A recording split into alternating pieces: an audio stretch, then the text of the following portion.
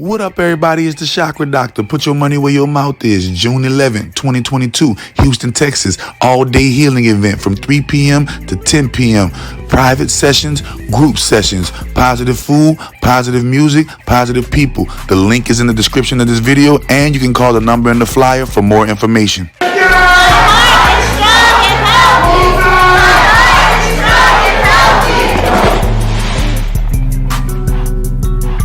Welcome to another episode of the Hip Hop Uncensored Podcast. I'm your brother, O God, from Hip Hop News Uncensored, and sitting across from me is my co-host. What up, y'all? It's your man, Sam, and CEO of Viral Hip Hop News, and you're in the building for a very special edition of the Hip Hop Uncensored Podcast. In the building today, we got our brother, Big Chuck, also known as Death of a Clout Chaser. What up with you, family? How you feeling?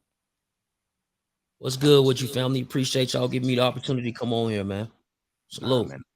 Salute, brother. The pleasure is all ours, man. Definitely appreciate you. We got an opportunity to chop it up a little bit behind the scenes, man, and definitely happy to have you on the show today, man. So for the people who don't know who Big Chuck is, man, introduce yourself, introduce your YouTube platform, and let us know how you got started with the Death of a Clout Chaser TV. I got started about 3 years ago. It's Death of the Clout Chaser TV on YouTube, as well as on Clubhouse, Instagram, TikTok, and basically, you know, from watching the culture, like far as like Charlemagne, Sway, you know, different people do interviews, and that got me to want to actually get involved a little bit more and start me a podcast or, you know, a blog at the time. And man, from there, we just been doing it, man, back to back, 3 years, man, every day. It's always a grind. Yes, sir.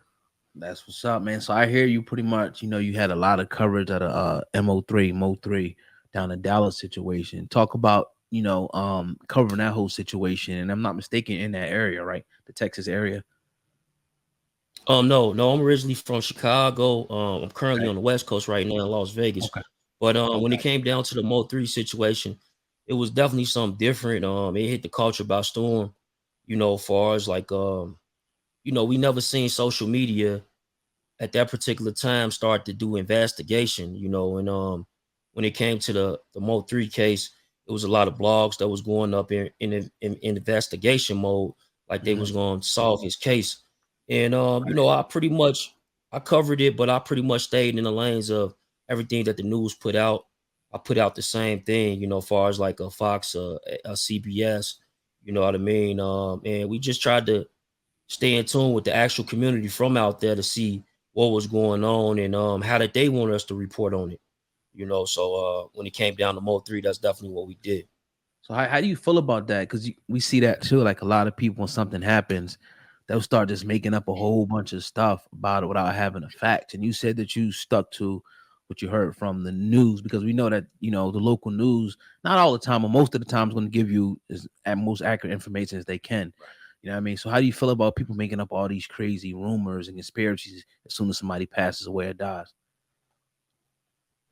Like at first, like it's strange because it's like they're doing it for some sort of entertainment purposes, but you know, you got to think about people's family, the people that they left behind, and a lot of times they don't like that type of stuff, man. I'm gonna be honest. I have received emails before on people just saying like, man, you know, we appreciate you keeping it to the core and the principles of, you know, this blog and stuff, rather than going into a whole conspiracy, you know, spectrum. But yeah, I definitely think that people need to stop doing that type of stuff, bro, because honestly, it's a bad look. It's a bad look for what we do, you know, as bloggers, as content creators. Now, I'd say it's a few small percentage of us that take this shit seriously. We're going to be investing in ourselves. We invest in the cameras. We invest in the microphones and everything like that. But we all know that this shit is very saturated and watered down, and people just throwing out information as fast as possible, and it's crazy, and you box yourself into a bunch of motherfuckers and you try to make yourself stand out. How did you make yourself stand out amongst all that clutter and shit within what we do, and kind of really stamp yourself and stamp your brand to where it is right now? For the most part, like when it comes to like the Death of the Clout Chaser, it's more so a sense of like some sort of mentality.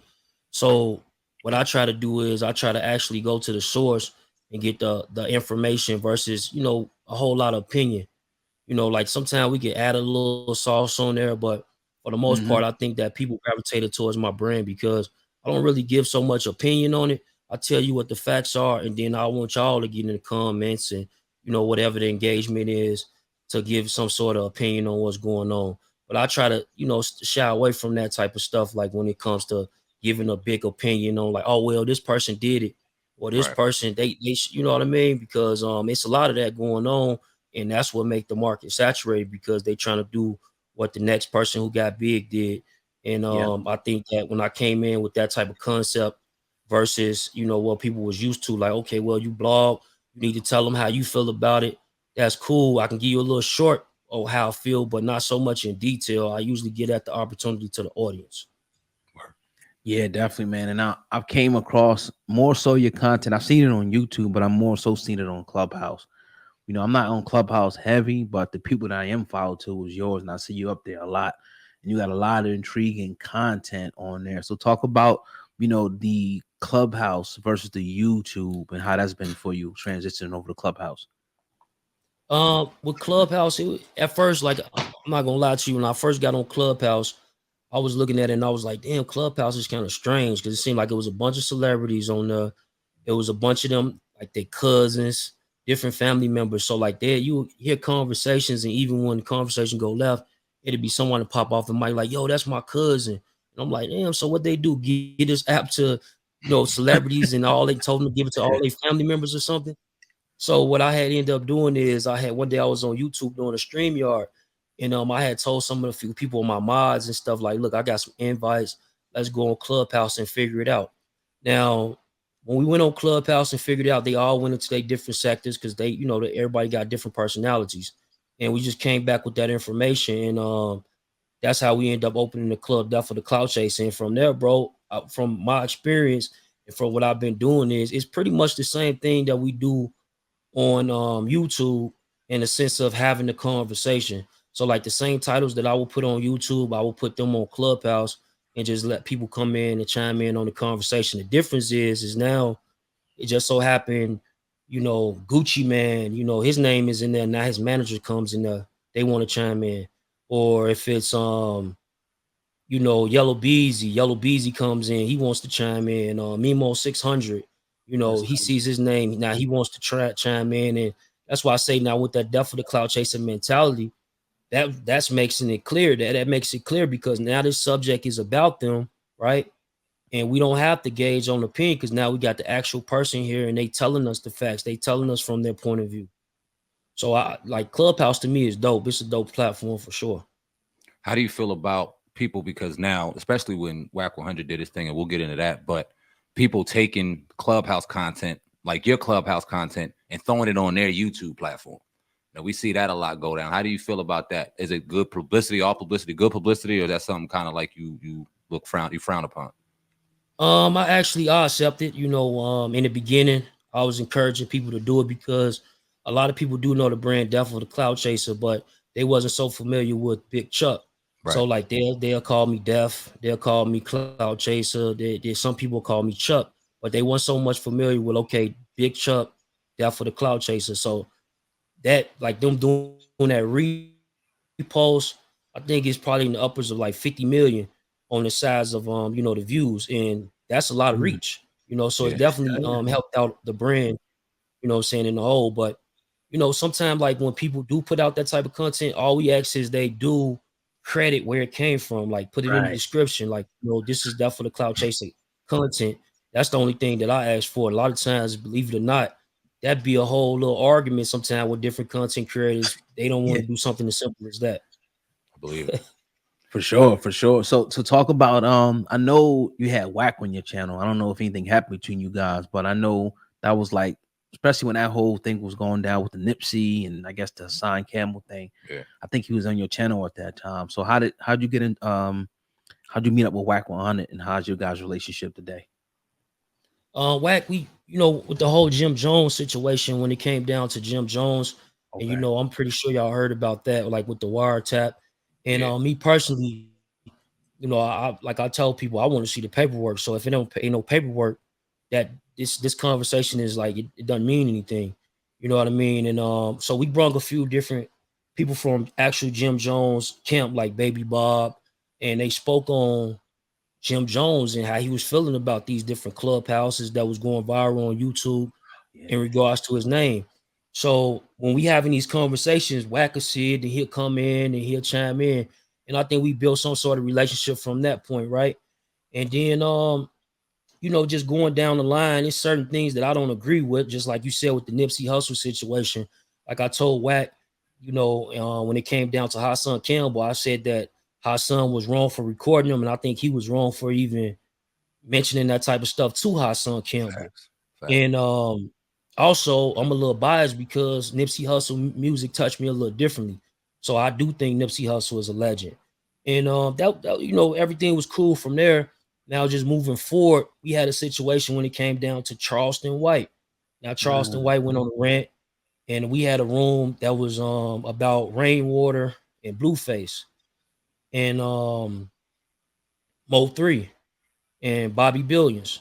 So it was a debate on which song was better. I don't even know who started that debate, but of course, we dealt with the Clout Chaser. So we hearing about it. We like, okay, let's bring it to the platform and let's try to, make it where it don't go left. You know what I mean? Have some type of respect with this conversation because you is talking about an artist that's no longer with us. Right. And we did that. It was a situation where they were saying it was platinum or not. So the next day, Charleston White went on Instagram and said something about Rainwater being contacted by the feds in regards to Mo 3 after leaving Clubhouse the night before. So he's saying that morning he got a call from the feds. So the way Charleston White was writing, he was saying that Wack had something to do with it. So we put up the title and it was like Charleston White accuses Wack 100 of calling the feds on Rainwater ? And we had different subjects in the past where it might have been something similar to that, and Wack could come in, he'll chime in and give his point of view. And a lot of times that's the clips that actually go viral, right? So it's probably a good thing for him. But this particular situation, things went left, man. He went and he started making stuff like saying that he checked me, and the actual footage is on my channel. He didn't check me. It sounded more like he was a little bit disappointed in the whole situation, if anything. But I'm a content creator, man. I do this and I've been doing it for years, and I can't have someone just come in and gauge the way I move my content when I've been doing it the same way for years, and that's what got me here.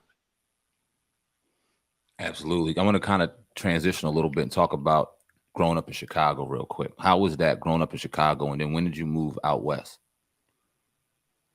I first moved out west like about 19. Then I had went back for a few years. But like Chicago, growing up in Chicago, from the east side of Chicago, this shit is rough, man. It's rough upbringing. But at the same time, it still was a community, like a family. Like people knew, like my mother went to the same grammar school I went to. My father went to the same grammar school. We even had some of the same teachers. So it was still a community, a family aspect to it. But at the same time, it was very violent. And one of the reasons that got me out of Chicago, I went to like a little program. It was similar to like a Job Corps. And it was a training. And I went to the training and I seen like, damn, this is different being out of town. I kind of like this. So that's what made me transition to go like, you know what, I'll try it out. I'll go out west. My cousin had told me about it. We had just moved out there from Chicago, and yeah, man, I went out west, man, and it was cool. I also moved from out west and went to Atlanta, which I'll probably be relocating back to Atlanta soon. Yeah, that seems like it's definitely the spot, especially for what the genre that we're in. Facts. Talk about, you grew up in Chicago. One person who kind of some people call under the pioneers of doing the whole internet YouTube blogging thing with DJ Akademiks. Being as though we all do this kind of similar type of content, how did you feel about his war in Chiraq? He got a lot of criticism for that over the years, and people say he came up doing this. So how did you feel being from Chicago, and he had a whole series on Chicago rappers? I definitely was in tune during that time. I was watching it on the war in Chiraq, and I thought that at first I was like, okay, well, maybe he shed light on these different artists that's from there. But then when I started to really pay attention to it, it wasn't just artists he was shedding light on. He was shedding light on people that were still in the streets that had no idea about doing any music or anything like that. And I thought that was strange in the jokes, but I had the opportunity to talk to Akademiks, and he didn't want to answer this question, right? And the question was, you know, I understand that he haven't done the war in Chirac in quite some time, but he paved the way for a lot of other bloggers who now blog in the same sense to like the war in Chirac, you know, where they possibly beefing, you know, helping make beefs go to another level than usual because now it's on the internet. So all them I gotta respond. And you know, I think that Akademiks, I don't know like what's to him, to be honest with you, bro, because you got people like No Jumper, Adam 22. This dude is white. And some people would say that he's not even really from our community, right? Right. But Akademiks, he more so in tune with our community, but I don't see no bloggers he putting on. You just heard about Adam 22 going to Chicago and giving back $100,000 to O Block. He don't even cover Chicago like that. So if a person would be doing something like that, I would think it should be Akademiks. You know, that's just my opinion about that whole situation. No, I appreciate that. You being in this game and us being in this game and kind of getting an idea of what the shit is behind the scenes. I know for me personally, it made me look at the game hip hop look very different. Blogging, all that shit, because a lot of these people are fake as hell. They run their mouth, they do a lot in front of these cameras or on the phone, but in reality, it's really fake. It's too fake, to be honest with you. Once you got into the game and started kind of intermingling some of these characters, did it kind of change your perspective on what you thought about hip hop or what you thought about the game after you got into it for a little bit? Not so much. You know, I did start to see like it's people just like us. They come from these same environments. They definitely a lot of them want to help. You know, a lot of behind the scenes things that people want to help with. And you know, Beamy, he ain't reached out. Beamy Anthony, he ain't reached out. You know, quite a few different people, man, and you'll be surprised on how in tune they is with what we do. And I think, man, if anything, I feel like I understand, like, okay, this is not just a celebrity. You know, they just don't have this certain type of opinion on everybody. It's just like they move in life just like everybody else, man.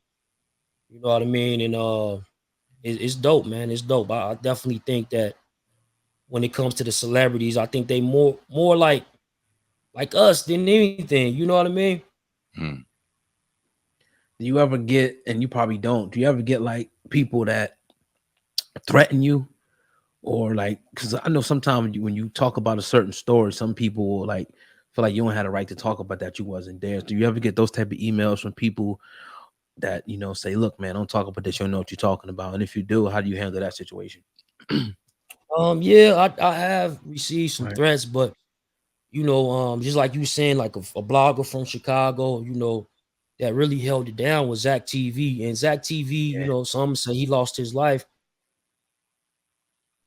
due to blog free stuff. And even before I was blogging, I used to hit him up like, hey, Zach, hey, you should ask this person this question when you get him on the platform, and he'll do it and hit me back like, look, I asked him the question, check it out, bro. You know, it was always down to earth. But me coming in this game, I knew that, you know, them the type of obstacles you're going to come across. You talking about people, they're going to talk about you, you know, and threats is definitely going to be a part of the scenario. But when it comes down to it, for the most part, you know, you try to diffuse the situation, try to see how can we make it right, you know, because at the end of the day, shit, I want to go home to my family just like they do too. Word up. Do you remember like the first time you went viral, whether it be on YouTube or whether it be on Clubhouse? And if so, like, how did that make you feel when you first hit viral? I want to say it might have been I think it had to be probably something from New York, some content through New York that I was covering, like maybe an interview or something. And man, it was a dope feeling, bro. That first time, it's like, damn, everybody's talking about it. They hitting you up, you know. It's definitely an experience, but you know, once you do it once, you want to keep trying to get that feeling, but that feeling tend to go away. But you know, the numbers keep coming. Fact. You know what I mean? Fact. Yeah, definitely, man. And behind every great, you know, brand is a great man or woman and a great team. So definitely salute to what you got going on out here, because I never seen your face. I definitely heard about Death for the Clout Chaser, but I never like can associate the face, you know, to the brand. So definitely keep on doing your thing, man. You always got our support over here. Facts. So my last question No would doubt, just be, man. We appreciate that. Yes, sir. now you already know, man. We appreciate your time. Where do you see Death of a Clout Chaser going, man? If you have like a 2-year plan, 1-year plan, 5-year plan, or where you really want to see this brand go, what's your overall goals for it? This year, you know, we're about 80,000 subscribers. So this year, by the end of the year, we definitely want to hit that 100,000. Yes, sir. And we want to go to some different networks, you know, maybe like a couple of different podcasts, taking it to a couple of different networks. But we definitely want to have like some sort of bidding war. So right now we working hard to, you know, get everybody interested in. When the time presents itself, we're gonna all see what's really going on. Now, seeing my last question would be the audio podcast. I see you got an audio podcast. How's that experience been for you? Because that's different than YouTube, different than Clubhouse. When we found that out. So how's that for you as well? You said the audio portion of it? Yeah, like the Apple, Spotify. How's that?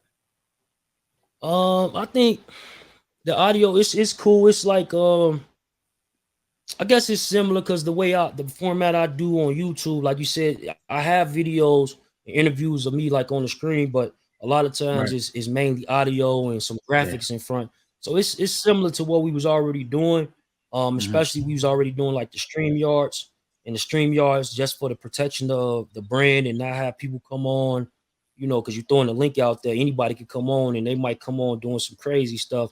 Right. So we usually put a cover on there and just play the audio. So I guess it's similar. Only difference is like with them type of conversations on Clubhouse versus on, you know, YouTube or StreamYard or some sort. It's like they can go for a long time, bro. They can go for a long time. It's like people will constantly have different opinions, and the engagement is there because it's tons of people. It's not like I don't see or hear about too many fake accounts like how, you know, other social media, they got a, you know, that fake account situation going on. I don't really see that too much over there just yet because, you know, of course, as things grow, that type of stuff end up happening. But as of now, you know, you got all these different people, man, and they come in, they want to engage. They want to, you know, add their input on these particular subjects, whether we talking about Young Thug going to the feds or we talking about, you know, Pooh Shiesty, his whole situation with him taking his plea deal. Yes. Indeed, man. We definitely appreciate your time, Big Chuck, a.k.a. Death of a Clout Chaser on the Hip Hop Uncensored podcast. But like we said, on camera and off camera, you got our support 100%. Anything we can do behind the scenes to help push your brand. This is what we need to do. This is what these platforms don't do enough. We create these independent platforms, and like we do in real life, we start competing against one another. Somebody tries to step on one person's back to step on. Fuck all that. You got our support, bro, and we definitely appreciate you, bro. Yes, Keep doing what you're doing. Salute, bro. I appreciate y'all, man. Salute. Yes, sir, man. You already know. Drop your social media handles, man. Let them know where they can find you. You can find me on Instagram at Death for the Clout Chaser. You can find us on Clubhouse. You can search Death for the Clout Chaser. TikTok, Death for the Clout Chaser TV, as well as YouTube is Death for the Clout Chaser TV. Appreciate you, brother. Yes, sir. Big Chuck on the Hip Hop Uncensored podcast. Peace. Salute, brother. Peace.